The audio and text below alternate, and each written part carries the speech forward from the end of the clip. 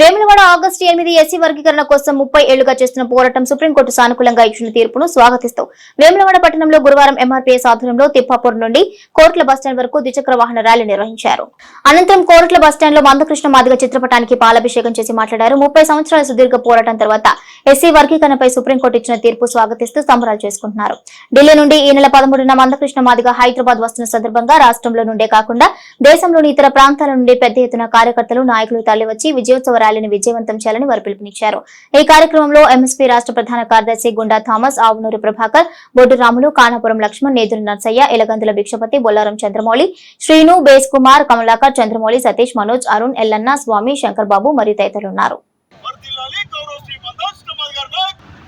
మరి ముఖ్యంగా మందకృష్ణ మాదిగ గారు ఏబిసిడి వర్గీకరణ కోసము 3 దశాబ్దాల ఉద్యమం చేసి మరి ఇవాళ మొన్న ఆగస్టు 1 తారీఖు నాడు సుప్రీంకోర్టులో మనం వర్గీకరణ సాధించుకోవడం జరిగింది.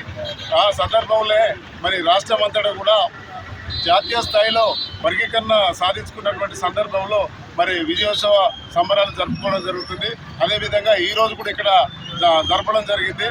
మరి వల్ల కృష్ణ మాదిగ నాయకత్వంలో అందరూ మాదిగ ఉపకులాలు ఎన్నో ఏళ్ల తరబడి మరి వర్గీకరణ సాధించుకోవడం కోసము ఉద్యమం చేస్తే వాళ్ళ అందరి కష్టార్జితము మరి ఇలా వర్గీకరణ సాధించుకోవడం జరిగింది. కాబట్టి ఏదేమైనప్పటికీ కూడా మరి ఏదైతే వర్గీకరణ అడ్డుకున్నటువంటి శక్తులు ఇంకా కూడా మరి ప్రయత్నం చేస్తూ ఉన్నారు. ఏదేమైనప్పటికీ కూడా మరి న్యాయమే గెలిచింది అనేది కూడా మనకు అర్థమైపోయింది. మరి ఈ వర్గీకరణ సాధించుకోవడం కోసము మరి మాదిగ ఉపకులాలు, అదేవిధంగా సామాజిక వర్గాలు, రాజకీయ పార్టీలు అందరూ కూడా మనకు సహకారం అందించి మరి 30 సంవత్సరాల ఉద్యమాన్ని ఇడికి తీసుకురావడం జరిగింది. కాబట్టి అందరూ కూడా వర్గీకరణ సాధించుకున్నటువంటి సందర్భంలో దాంతోపాటు ఇంకా మునుముందు కూడా మందకృష్ణ మాదిగ గారు ఏ పిలుపునిచ్చినా మనం అందరం కృష్ణ మాదిగ నాయకత్వంలో పనిచేయడం కోసం మరి అందరూ కూడా సిద్ధం కావాల్సిందిగా పిలుపునిస్తూ గౌరవ శ్రీ మందకృష్ణ మాదిగ గారు చేపట్టిన ఉద్యమం 30 సంవత్సరాల్లో మరి 30 సంవత్సరాల ఉద్యమంలోనూ ఈ సుదీర్ఘంగా పోరాటం చేసి ఎస్సీ షెడ్యూల్ కుల వర్గీకరణ సాధించుకోవడం జరిగింది. మరి గత 1 తారీఖు నాడు సుప్రీంకోర్టు ద్వారా మరి ఇది న్యాయబద్ధమైనది. మాదిగ ఉపకులాలు ఒకవేళ ఈ రిజర్వేషన్ ద్వారా 59 కులాలు అభివృద్ధి చెందుతున్నాడు. కేవలము ఇలా ఎవరికో కాదు, వ్యతిరేకము కాదు. మాదిగ ఉపకులాల్లో జనాభా తమాషా పరకంగానే తప్ప వీరావుతూ ఏది కాదు. ఖచ్చితంగా అందరం సామాజికంగా ఆలోచించి రానున్న రాజకీయంగా మాదిగ ఉపకులాలు అనుకూలంగా ఉండి ముందుకు తరడానికి ప్రయత్నించాలని కోరుకుంటూ, అంతేకాకుండా గౌరవ శ్రీ మందకృష్ణ మాదిగ గారు చేసిన ఉద్యమ ఫలమే ఇది. అంతేకాకుండా మన వేములవాడ నియోజకవర్గం కానీ ఉమ్మడి ఆంధ్రప్రదేశ్ కానీ మరి అనేకమైన సీనియర్ నాయకులు అనేకమైన ప్రాణత్యాగాలు చేసి వాళ్ళ కుటుంబాలను భార్య పిల్లలు విడిచిపెట్టుకొని చూతను మరి అనేకమైన ఉద్యమాల్లో కీలక పాత్ర పోషించిన వారందరికీ ఉద్యమాలను చెల్లిస్తూ మరి అంతేకాకుండా ఆయా పార్టీలు ఆయా కుల సంఘాలు మాకు మద్దతు జరిపి ఎస్సీ షెడ్యూల్ వర్గీకరణ సాధించడానికి అన్ని వర్గాల ప్రజల